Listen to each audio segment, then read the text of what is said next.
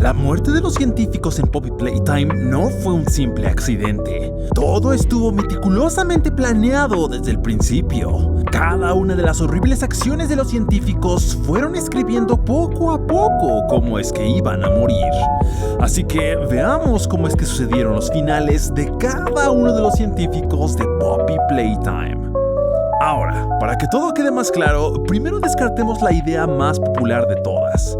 Ellos solo fueron víctimas de monstruos alocados. La mayoría está de acuerdo que todo el ataque de los experimentos fue solo porque los experimentos se salieron de control y actuaron por instinto. Pero vamos, chicos, recordemos que no son solo simples bestias, en realidad son conciencias humanas. Los experimentos pueden sentir, pensar y recordar.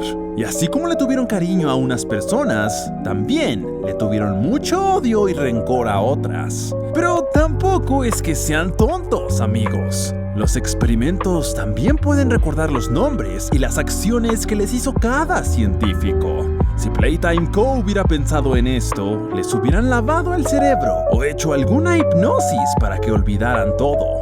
En fin, ahora con esto les pregunto, ¿aún creen que esto solo fue un simple incidente?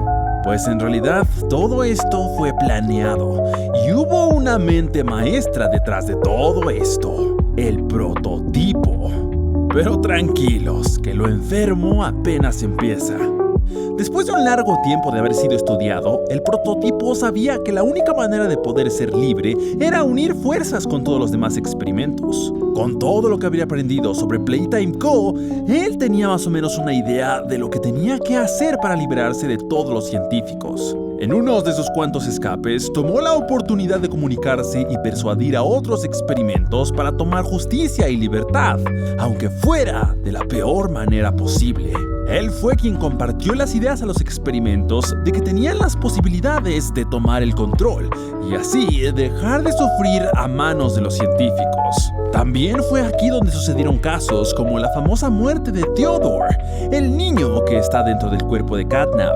Todo como la parte de un gran plan.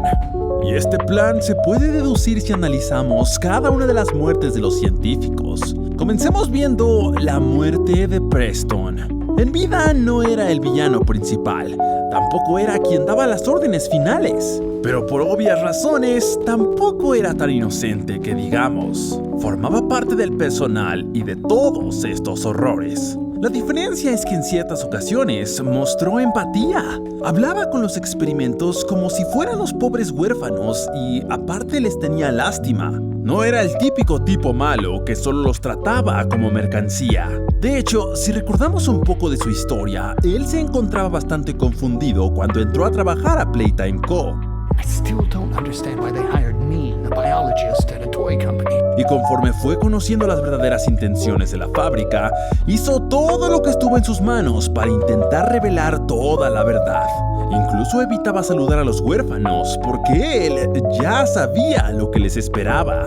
Y probablemente esto fue lo que lo condenó. A pesar de saber todo, nunca tuvo el valor suficiente para frenar todos estos abusos. Pero lo cierto es que le faltó valor para denunciar todos estos abusos y él se esperó hasta el último momento. Pero algo muy importante, ¿cómo es que lo trata el prototipo? Él no lo masacra ni lo hace puré desde el primer momento. De hecho, pareciera que al prototipo le cayó bastante bien, como para así darle uno de los peores castigos. Experimentar con él y convertirlo en un montón de pedazos de experimentos. Así que su final no es una muerte rápida. El prototipo se encargó de transformarlo y hacerlo pasar por toda la crueldad en la que participó, a pesar de tener todo para destruir por completo a Playtime Co. Prácticamente fue obligado a vivir en su propia carne los horrores de Playtime Co. Su más grande castigo no fue la muerte, más bien fue el no poder escapar jamás de aquello que él permitió. La señorita Gracie Green, la encargada del lavado de cerebro más cruel de todo el mundo. Gracie no ensuciaba sus manos con máquinas, más bien era la encargada de preparar a los huérfanos. Les mostraba videos para lavarles el cerebro y convencerlos de aceptar su nueva identidad como juguetes. Lo más cruel es que cuando alguno se resistía, era ella quien ordenaba enviarlos a la caja de los juguetes malos, donde terminaban siendo triturados. Cuando llegó la hora de la alegría, intentó esconderse. Fue encontrada y sometida por los Smiling Critters y Baba Chops. Mama, I was just trying to make you all happy. I wasn't. Please, don't hurt me. We're not gonna hurt you, Miss Gracie. We have something very special planned for you. Pero ellos no la mataron, porque la muerte era demasiado simple para alguien tan cruel como ella. El prototipo decidió convertirla en sujeto de prueba en vivo y la transformó en Lily, sometiéndola al mismo lavado mental que ella impuso. Su sufrimiento fue brutal. Soportó 122 días de acondicionamiento, mucho más que nadie, y fue la que más se resistió, hasta que por fin se quebró. Ella perdió la cordura, desarrolló identidades fragmentadas y quedó obsesionada con su antiguo cuerpo. Fue torturada psicológicamente por el prototipo y al final simplemente murió a manos de Player. Thomas Clark. Tomando en cuenta que Thomas participó conscientemente en todos los proyectos de Playtime Co., por supuesto que merecía el odio de todos los experimentos hechos con huérfanos. Desde que tomó la decisión de convertirse en un experimento, él mismo firmó su sentencia. ¿En realidad pensó que los demás lo recibirían con un fuerte y cálido abrazo? Hermano, prácticamente les arruinaste la vida. De hecho, ellos ni siquiera tuvieron que planear su muerte. Los experimentos se encargaron de hacerlo pagar por todo lo que vivieron. Es por esta razón que después de ser convertido en Bron y ser encerrado con los demás, terminó siendo devorado y después destrozado por todos. Pues recordemos que los demás sabían que él no era un huérfano, sino más bien un trabajador de Playtime Co., por lo que tomaron venganza de la manera más horrorosa y salvaje posible.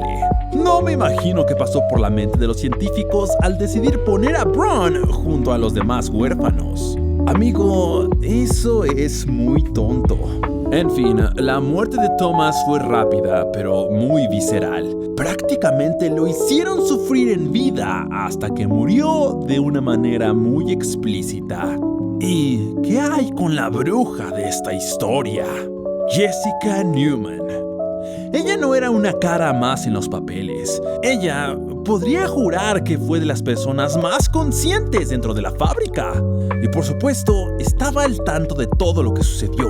Y aún así, decidió ser parte del proyecto. Jessica creció dentro de Playcare, el mismo lugar donde luego trabajó como científica, y además fue parte del equipo que creó y reprogramó experimentos vivos dentro de Playtime Co.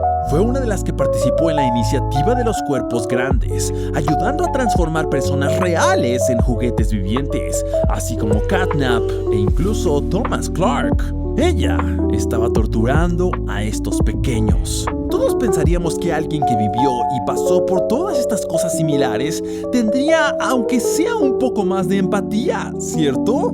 Pues en el caso de Jessica no fue así, amigos. Ella siguió actuando como una bestia sin corazón. No tuvo ni siquiera una pizca de empatía.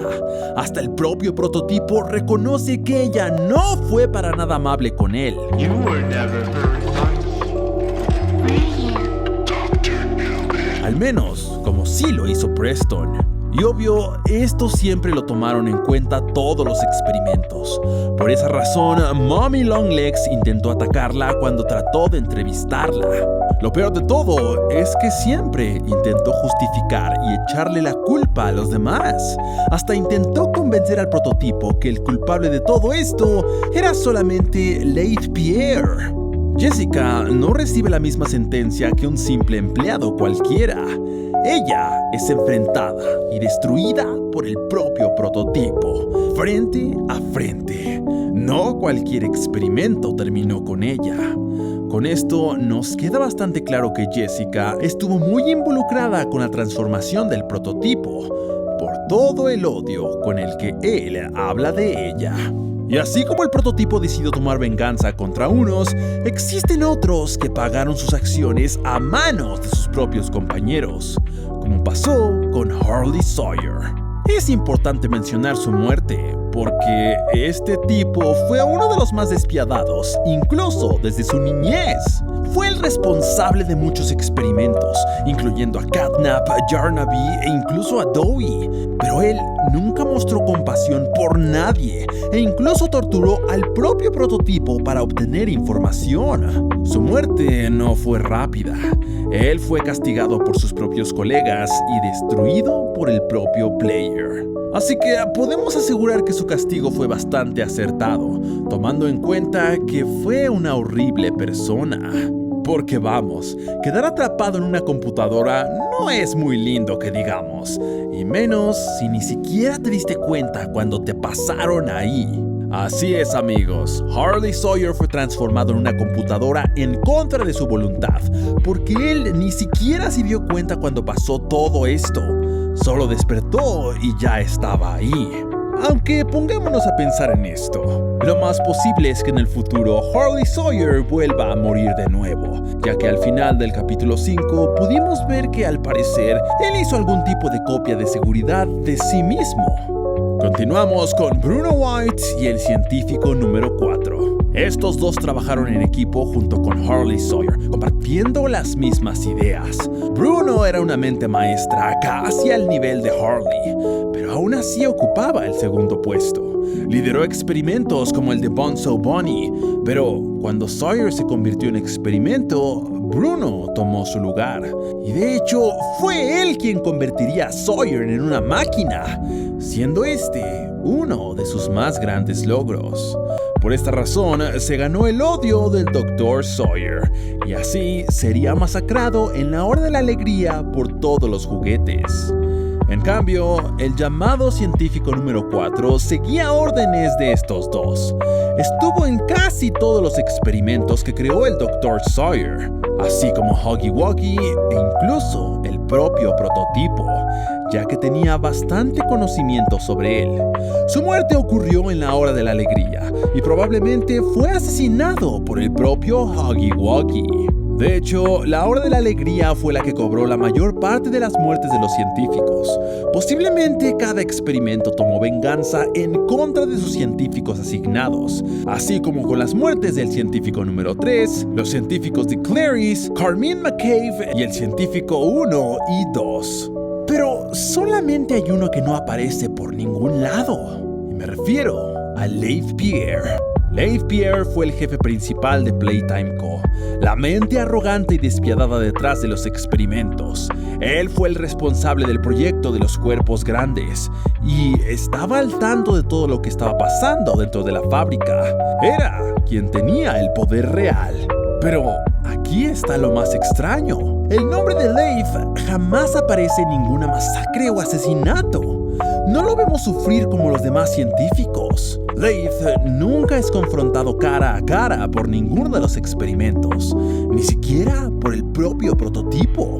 En lugar de eso, su voz aparece en cintas antiguas advirtiéndonos sobre la seguridad de la planta, burlándose de intrusos o justificando experimentos fallidos. Su actitud desde el principio fue arrogante, violenta y cero empática, tratando a empleados y experimentos por igual, como si no valieran nada. Y si recordamos, él sobrevivió al desastre principal de la fábrica, la hora de la alegría, mientras otros simplemente murieron o fueron atacados directamente por el prototipo. Pero nunca llegamos a verlo enfrentar las consecuencias de sus acciones. Y la verdad, yo no creo que al prototipo se le haya olvidado que él existe, sabiendo que fue la pieza maestra. Así que, por todo lo que sabemos ahora, tenemos muy en claro que el prototipo no anda asesinando nada más a lo loco o porque tenga hambre. Se encarga de evaluar, recordar y actuar cuando decide que es momento. Y si Leif Pierre todavía no ha recibido su juicio, entonces su aparición futura no es una posibilidad. De tenemos que verlo pagar por todo. Y esto es lo que intentan mostrarnos con los VHS, cintas de audio e incluso notas que hemos tenido hasta el momento. No solamente fueron simples accidentes de monstruos que no saben lo que hacen, pero ahora la más grande pregunta es, ¿qué pasará con Player al final? Si Player también fue un empleado, ¿acaso él es el siguiente?